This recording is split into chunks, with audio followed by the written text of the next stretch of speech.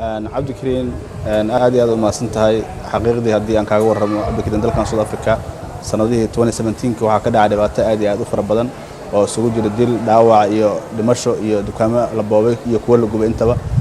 haddii aan kuu soo koobay cabdikariin dhimashada gobolada ugu badan waa gobolkan Western Cape Town waxaa ku dhimatay 53 ilaa 42 ku dhimatay Johannesburg mar aan la xiriiray madaxda kamida jaaliyadda oo qowteen ku sugan sida sagaalka gobol oo kale marka laga reebo gobolka Eastern Cape madaxdiisa BE asigana waxa ku dhintay 23 halka 13 ku dhimatay gobolka Limpopo KwaZulu-Natal asiga wali tira kooban ma hayno sida gobolada kale haddii aan ku soo koobo dhimashada guud ee dalkan ka dhacday sanadkan waa 137 ruux oo ugu dambeeyay yarkii shalay la aasay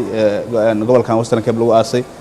sidoo kale dhaawacyo fara badan ayaa jira oo ilaa gaarayo 74 qofood sidoo kale dukaaman badan oo la gubay ayaa jira oo hanti badan ku qasaartay dhibaatooyinkaas ayaa ugu badnaa sanadkan 2017 ee ka dhacay gobolkan guud ahaan dalka South Africa waxaan dhihi karnaa waa sanadihii la dhihi karo waa xilladii ugu badneed ay dhibaatooyinku ka dhaceen 2017 waddanka South Africa sidoo kale waxaa jiro hanti badan sida gaadiid iyo dukaamo badan oo ayagana natirkooda kuwa la dhacay iyo kuwa la gubay isugu jiro marka naf iyo maalba sanadkan 2017 waxaan dhihi karnaa waa sanad aad iyo aad u dhibaato badan ee soo gaartay Soomaalida waddanka ku nool